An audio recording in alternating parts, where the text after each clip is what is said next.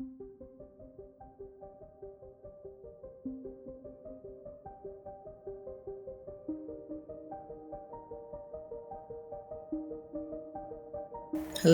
thanks for joining us.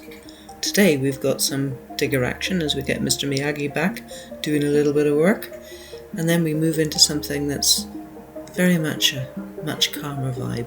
I'm going to be processing some wool, so lovely to have you with us, and hope you're going to enjoy what we've got for you today. Good morning, Saturday morning, not in work, so back at home. So the purpose of the next bit of footage is to drag the digger out where she's been sat for the last 3 or 4 months. Just sat on the side waiting for us to need her, because winter's been here and I don't want to run it while it's freezing cold and have the worries of things bursting and problems like that. But she's been sat there waiting, should she need to dig us out in the snow for whatever reason. Now, a lot of people say, oh, I'm parked in the driveway. Well, here at 8 Acre Haven, we park in the driveway. Was that the plan now, Reese? Well, you're quite sure you plan to do that? This is the reason that we're getting the digger out now, because we've got a little break in the weather for a week or so, and I got a few spare days. So I need to put some drainage trenches in and some soakaways to stop the amount of water that runs all through the site and ends up you just got your welly stuck. Yeah, yeah. There we go. There, you're stuck in the driveway. So basically, as you can see, this is our driveway, and this is where all the water ends up, and it collects in one place. And believe it or not, there's tons and tons of scalpings here, but there's that much water around it. We end up parking axle deep in mud. So because poor old Mr. Miyagi's been sat here, the last time I used him was up in the lane when the lane got washed out, and from here to here there was a hose and it was squirting hydraulic oil out. So when the hydraulic oil level drops, the tracks get slower.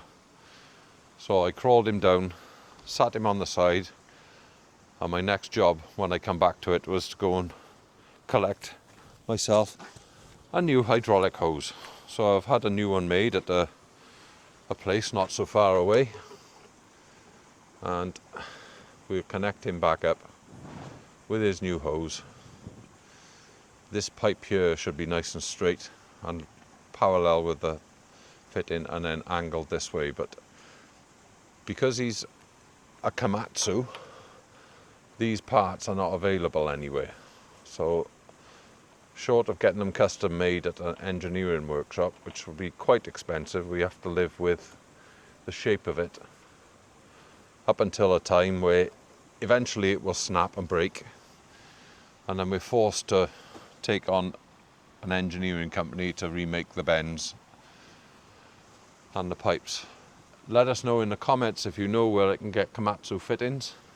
In the UK? In the UK, of course. Well, I would be happy to mail order that part from anywhere in the world, but yeah, I guess.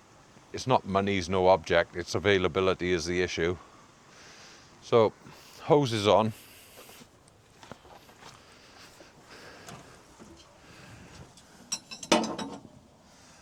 Got a couple of new spanners. A couple of three. A couple of three. That's a Welsh couple. It is. So, this nut here is a 36. These three are 32s. So we've got two 32s and a 36. Well, it is now. It is now. It says it's a 32, but Reese has been at it. Well, these were available in a local shop, and they are very budget range, and I think they were £8 each. Whereas if you were to buy a quality brand, then you'd be looking at 50, 60, 70 pounds each. So that one fits there now. Now I've taken a little disc cutter to it. So you just need to pinch them up Is that right? No, it does fit. Just the way I'm doing it. Pinch them back up. Obviously they're long spanners because the size of the thread. As a wise plumber used to say to me, never over tighten because you can always pinch up later. But I know these are under extreme pressures. Being hydraulic oil, a drip isn't so problematic, but a squirt as it was squirting. Oh, need to step there a second. Oops.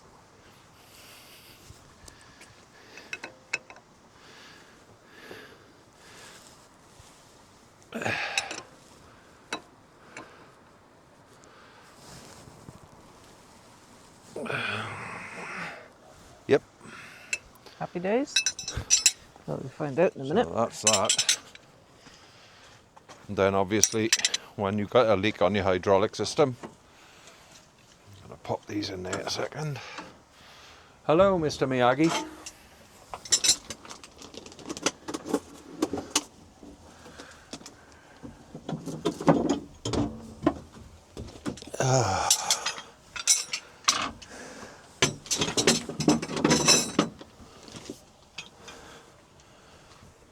Then we need to top up the hydraulic system with hydraulic oil.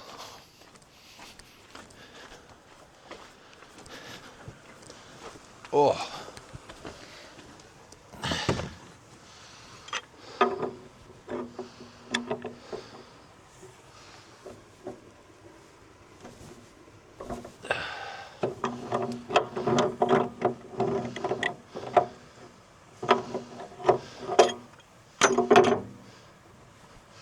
So as Mr. Miyagi's been around many years,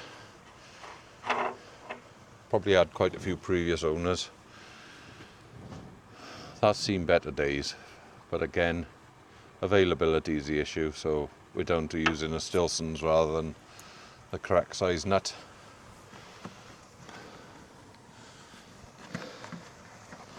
Of course.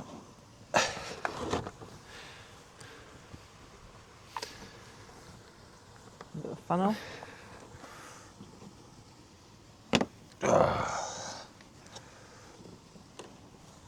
That's childproof. Bomb-proof, that is. I think we got some movement here. There we go, rings off.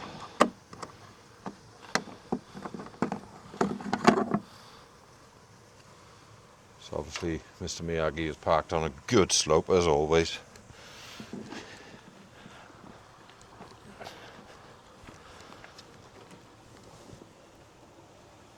You can see the name of the supplier on this. There's a couple of different firms that we've done business with. I can't remember if we mentioned the other company, but both of them fantastic. Yeah, Fantastic businesses to do business with. this particular guy, his Highly recommend. name's Carl, Yeah. and all of these companies, they just do hydraulics. And then obviously we have the two machines, and both went down with not wanting to stay running or starting at the same time. So I put two and two together and I came up with the idea that it was a fueling issue with dirty fuel we picked up. So Carl from Cobra Hydraulics said, well, he'll bring some filters, some inline filters out, and bless him, he took them all, both apart, changed all the filters and got them running again. So when somebody helps you out in such a way, there's only one thing to do, and that's to be loyal. Always go there for everything you need, and you provide a good service, and it demands loyalty. So hydraulic oil is now full, hydraulic system is now hopefully intact. So Cool. a few gallons of fresh diesel. We're not bothering with red after the episode we had with the dirty red fuel. clogging up all the filters and stopping them running. So I don't know why or how that happened. So we're on white diesel for an agricultural machine. Oi. Which is unfortunate because it's quite costly.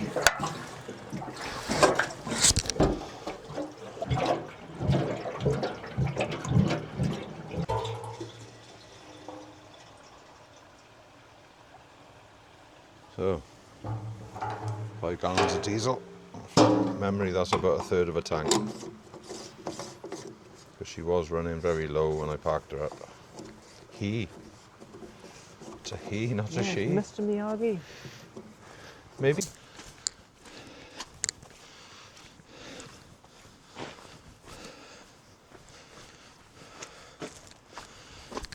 Any Doctor Who is out there? I was thinking of more like a snowman's nose. So, the next thing I want to check is the engine oil level. Because I do believe he was burning a little oil, which I put down to the fact that the hydraulics... There he is. Of course it is. Oh, not a lot in there.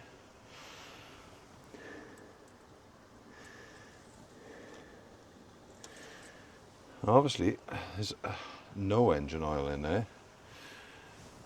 That's a worrying thing, isn't it? Especially at this angle. Or maybe it's the angle causing that, but...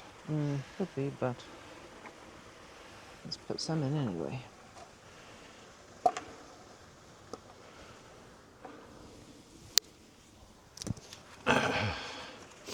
So this is a full mineral oil, not synthetic in the slightest. Apparently it's the one for older diesels.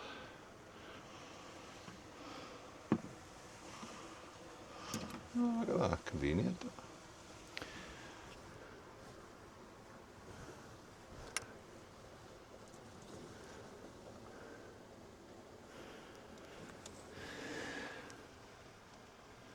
No reading.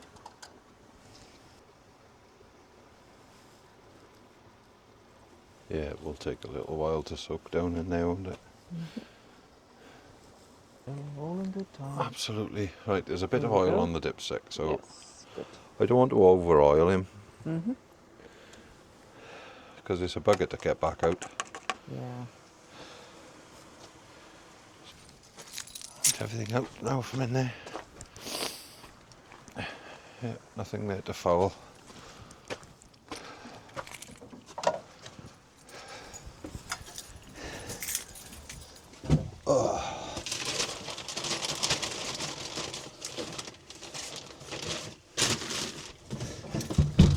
Oh, don't want to get a wet bum. You always get a wet bum.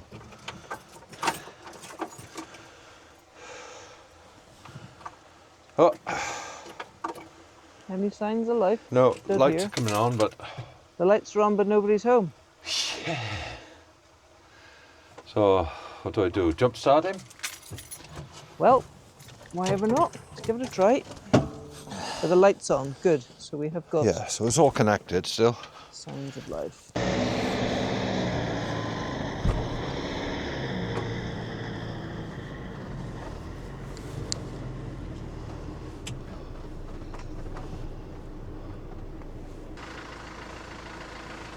Between the two terminals. I can't see what you refer Yeah. to. There's an N there between the terminals and there's a P on the other side. All right. So just double check that you're happy. I just would have thought it'd be on the battery itself. I know there possibly is somewhere, but I couldn't see it. I just saw those. If you can see them, that's good enough for me.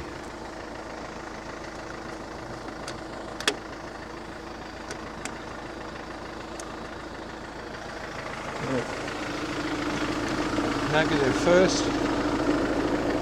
There's a design glug on there. And then on a Sprinter there's this cap here.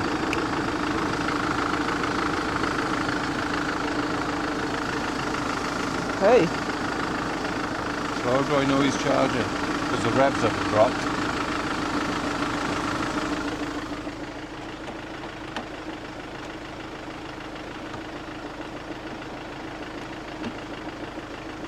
I was expecting a spark, or well, that's making sparking noises. Yeah, there's a spark there on that terminal, so Great. I'll sit in. I'll give it 10 minutes, get the revs up. Yep. So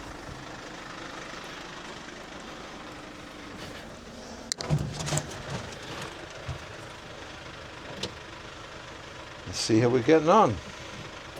Oh, the lights are brighter. Excellent. Right, Come on, Mr. Miyagi. You come can on, do this, Mr. big boy. Miyagi. Oh, yes. Oh, still reluctant. Yep.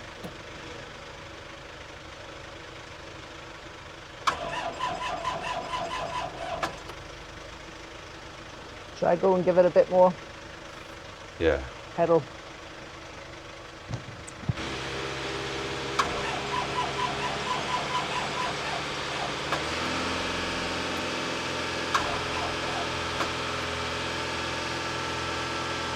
Three.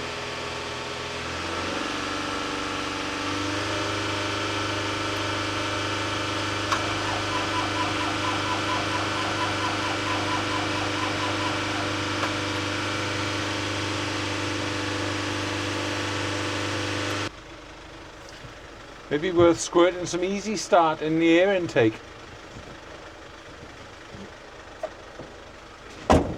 Don't know where the air intake is, but Oh, I'll find it. I guess it'll be on the end of the air filter.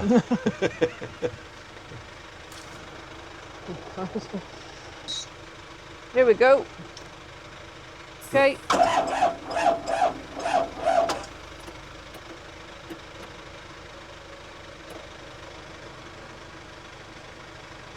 I don't think I got enough power yet. Nope. That's not enough to get him going. No, it's not enough suck. There we go.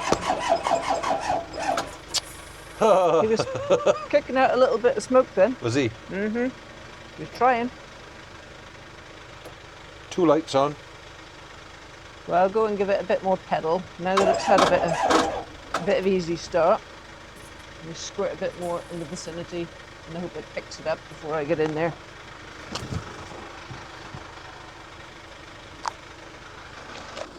I mean, I could take this cowl off and go direct into the air intake, but I have been spraying there. Try that.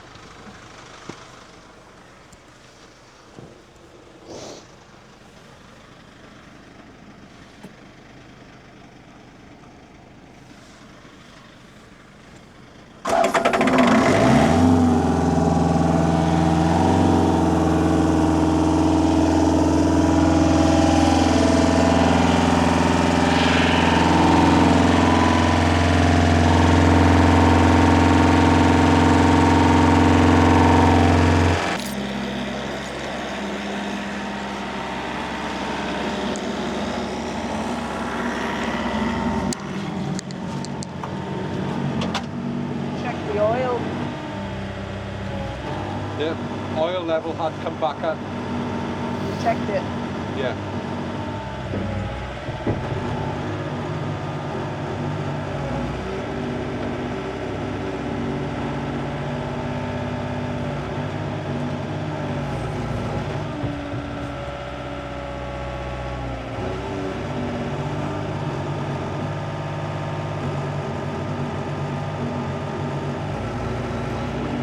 So this is just getting all the hydraulic fluid to refill any places that it was drained away from because we had that hose off.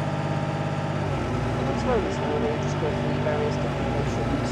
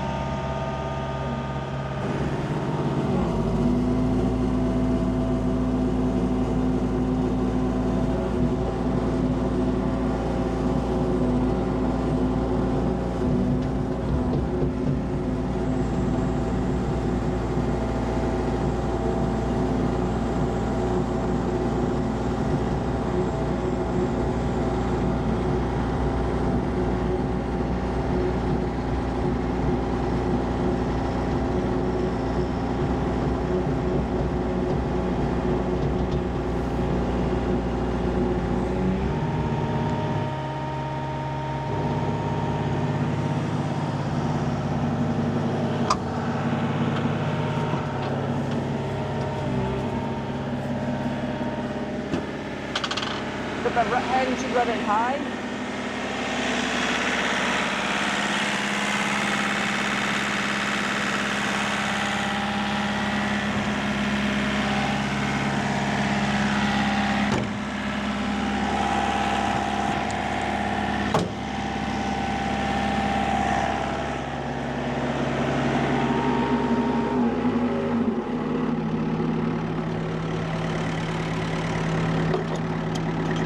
Sounds good.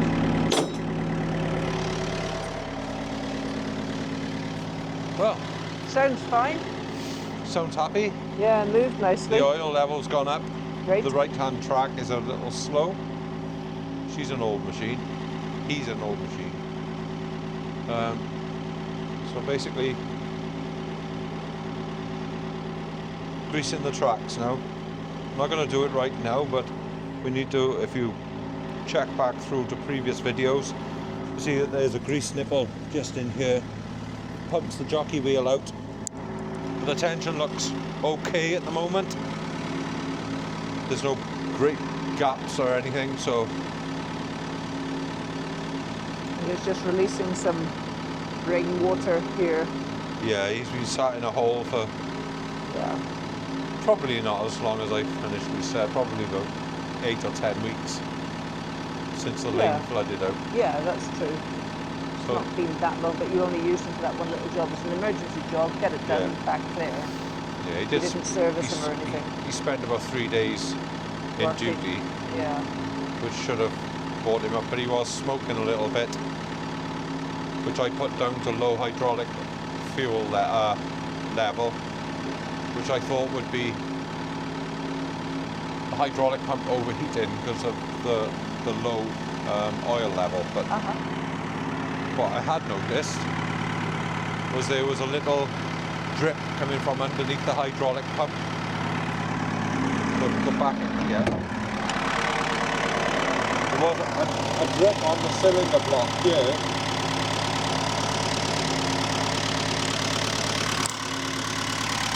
So there was a drip here underneath the cylinder block, on the cylinder block, coming out of what this is the hydraulic pump.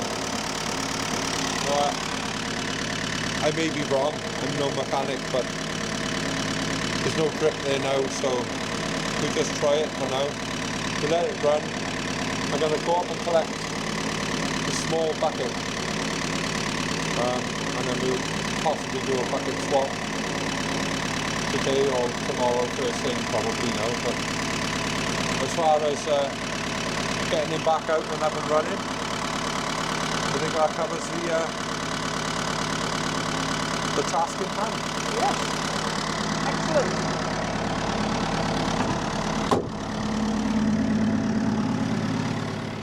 For a machine that was built 32 years ago, Yep. He's not doing too bad, is old Mr. Miyagi. 34 years old. 34 years old. Yeah, he seems to be doing just fine. So I'm going to go off now and retrieve the...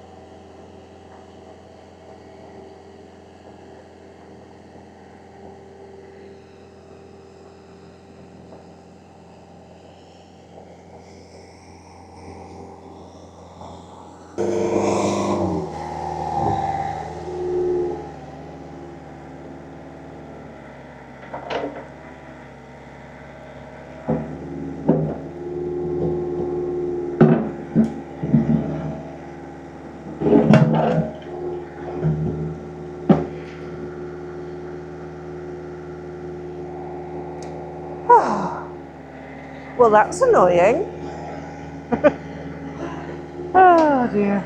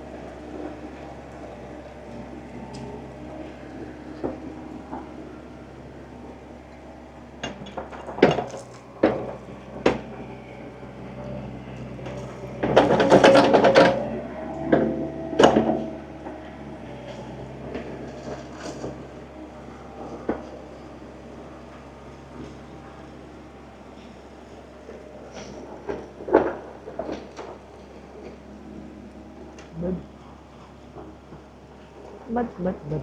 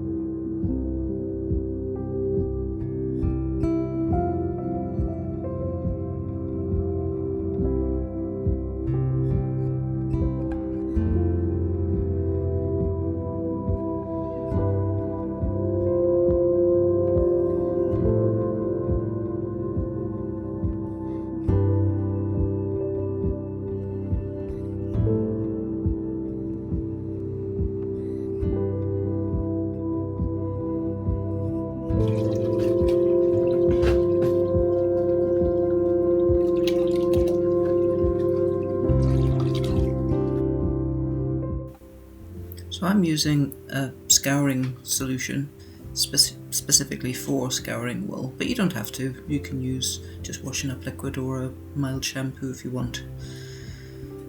Just getting the ratio right because I'm using a very small bowl there, just for the purposes of it being nice and convenient and quick. So 3.5 litres or so of water went in, and then this is the surprising bit for most people, the temperature of the water. So you'll see here it's coming in about 57-58 degrees.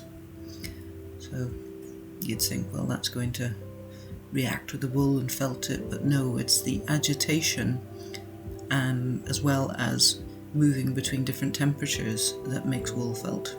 So if I were to use this hot water and then put it straight into cold water, that would felt it, as well as if I were to swirl it around inside the water rather. You can see though that I'm just laying the wool and letting it absorb, laying the wool on the water and letting it absorb and sink down, so it can just get a good soak. It doesn't take much work really, just laying it out and letting the scouring solution and the hot water combine to do its thing.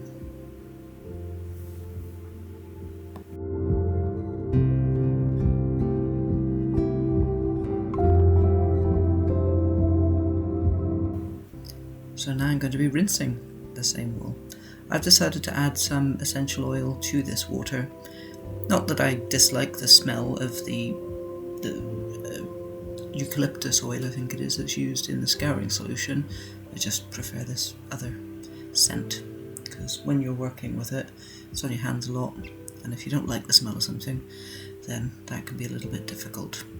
So lots of clean water, the exact same temperature as the water that you're taking the wool out of. Remember I said earlier about making sure that you don't change the water temperature, because that shock will lead to it felting. It's a lot more technical than that, just that's what happens, but you know, for the purposes of this video, this isn't a technical video. I'm just showing you a little bit of something that I do on a crafty day in southwest Wales. So just squeezing out, you can't see because it's just off screen, we're squeezing out the water. Again, I'm not wringing it, so that would be an agitation. So just squeezing the water out and then putting it straight into this clean water.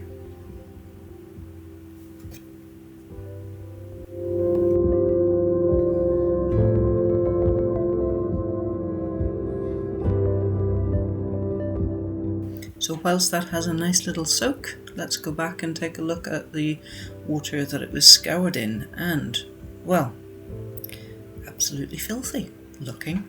It's not as dirty as it appears, it's just the way that it's taking out the lanolin and some of the grime from just being, well, on a sheep out on the side of a hill somewhere. So it's clean enough for me to scour another couple of rounds of wool. Remember, I'm getting the lanolin to melt out. Not all of it, just the majority of it because I don't need it for the purposes that I'm using this wool for. If I wanted to be making something that was a bit more weather resistant, then that would be when you leave more of the lanolin in so that you get its waterproofing, water resisting characteristics into the end product.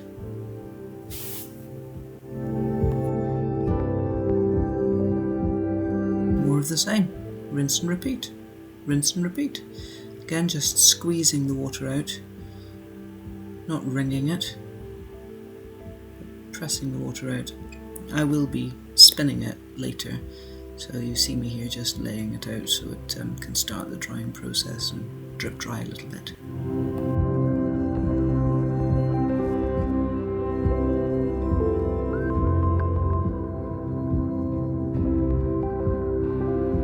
Now you could just let it drip dry, but I want to speed up the process, so I'm going to spin it in this. This is just a camping washing machine and spin dryer.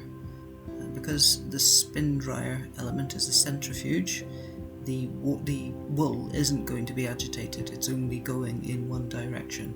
That's why you couldn't use the washing machine part of it, because it will change direction, and that's how the washing works really.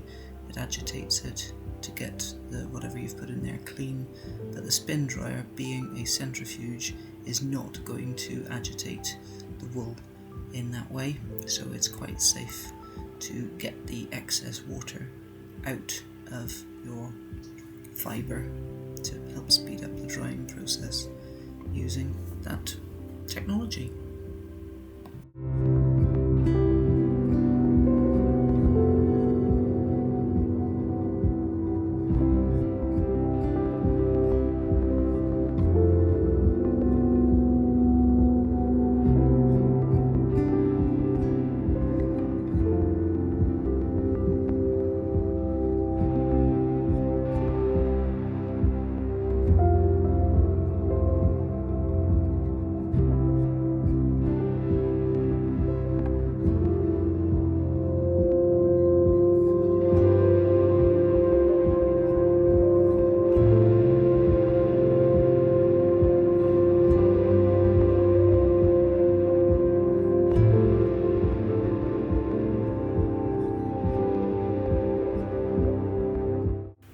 We've had some really peculiar weather features here recently.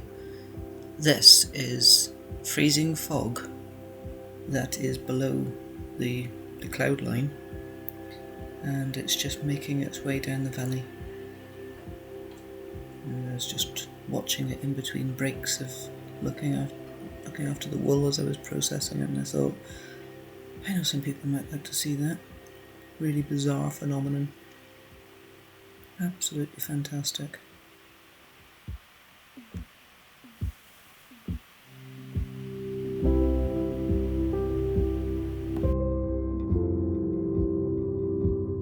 And back into the wool. So it's spun to get most of the excess water out of it, and then I'm just putting it on a what is that thing? A thing that will allow any water drips to drip through it. An airing type thing, so that it can dry out more thoroughly, because it's not, I can't do anything with it when it's still damp. It needs to be completely dry before I move on to the next stage in the process.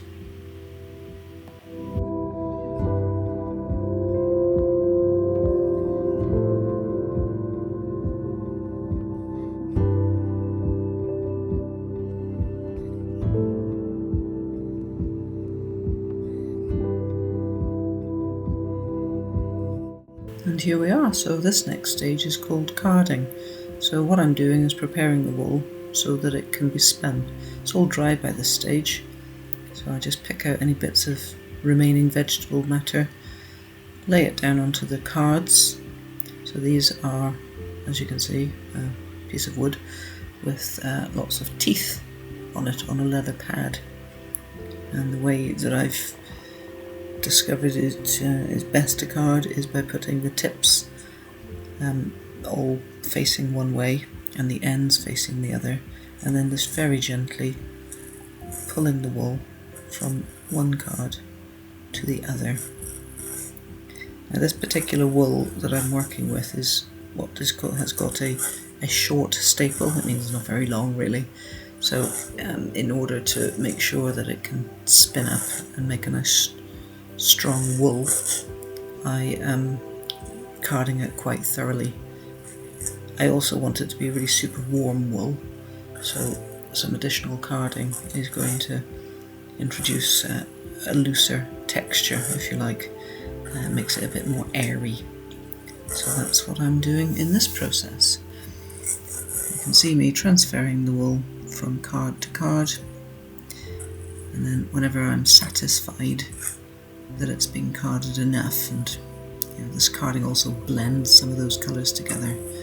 You saw earlier there were some really grey bits, some quite sun-bleached bits, and some very dark parts. So mixing them together so they're a little bit more uniform, but not completely uniform. If I wanted them to be completely uniform, I'd go to a shop and I'd buy some wool. So this allows me to keep its very natural characteristic whilst making it into something that's useful. And this stage then is me rolling it into a little tube that I'll be using for spinning, and that's called a rolag. So adding it to my little stash. So another few hours of doing that then. I'm doing this when Reese is at work. He's been working away for the last few days.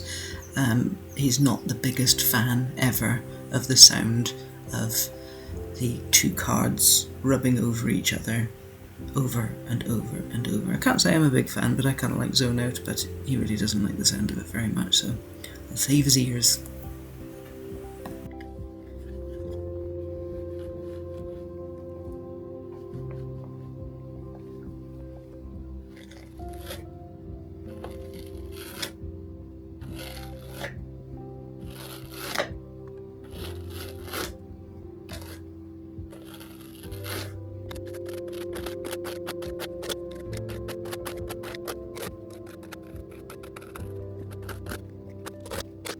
Now we're moving on to the spinning bit.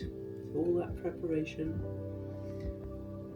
time it's taken me to card this wool into its little rolags. I can now turn it into its yarn. Most of the bits, vegetable matter, have fallen out by this stage, but there's still a few bits, so this is my second to last opportunity to pick them out. The last opportunity just happens when you're knitting it up into whatever it is you're going to knit it up into.